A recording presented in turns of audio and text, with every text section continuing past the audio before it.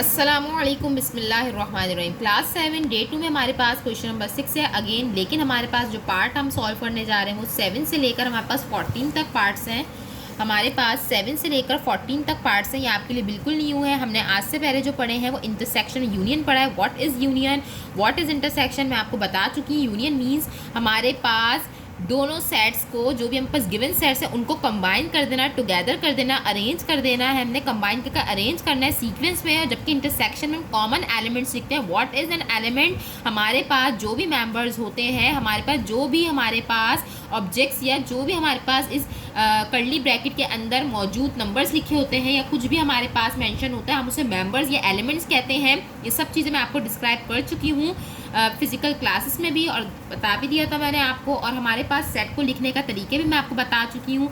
हमारे पास 3 फॉर्म्स होती हैं, tabular, descriptive, set builder form. ये सब चीज़ें आप इसको दोबारा से रिवाइज कर लीजिएगा ताकि अच्छे से आपको समझ में आ जाए। जिन बच्चों ने प्रीवियस लेक्चर्स नहीं सुने वो उसको देख लें।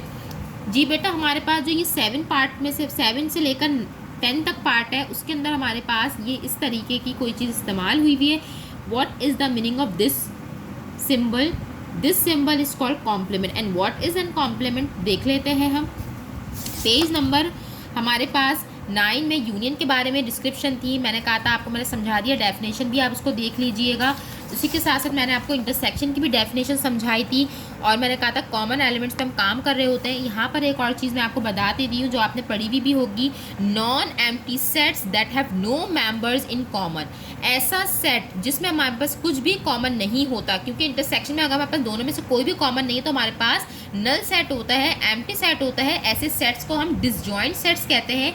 हम ऐसे सेट्स को डिसजॉइंट सेट्स कहते हैं। ये मैंने प्रीवियसली भी आपको एक बार बताई थी। हमारे पास अगर दोनों सेट्स में से कोई भी कॉमन एलिमेंट नहीं है, कोई भी कॉमन मेंबर नहीं है, तो हम इसे डिसजॉइंट सेट्स कहते हैं। ये भी आप इसको अच्छे से अंडरलाइन कर लिएगा, इसको समझ लिएगा, पढ़ लिएगा। उसके साथ साथ हम चलते हैं अपने कॉम्प्लीमेंट की तरफ।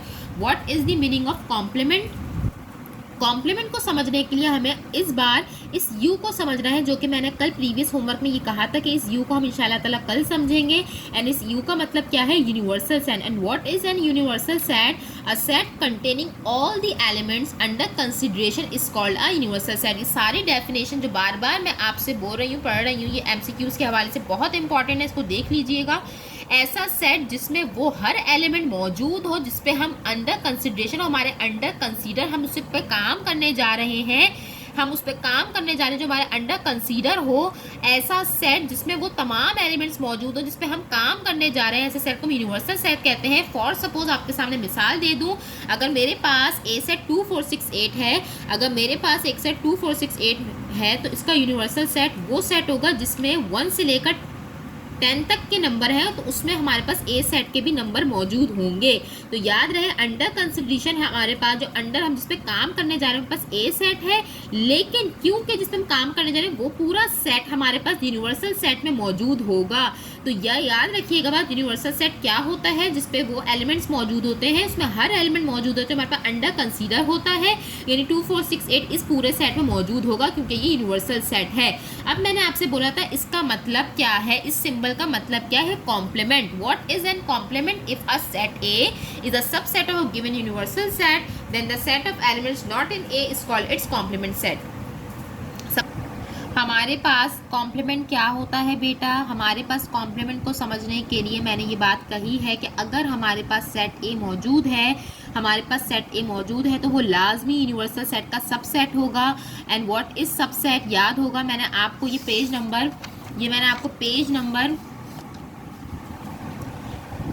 नंबर 8 पे समझाया था सबसेट क्या होता है। A set that is fully contained in a bigger set, ऐसा सेट जो हमारे बिगर सेट में मौजूद हो तो हमारे पास उस सबसेट कहलाता है। हमारे पास इस बार जो बिगर सेट है वो हमारे पास यूनिवर्सल सेट है, हमारे पास जो बिगर सेट है वो यूनिवर्सल सेट है, और इसमें जो हमारे पास ए सेट है वो इसके अंदर मौजूद है। तो ए हमारे पास यू का क्या है, सबसेट है यूनिवर्सल सेट का।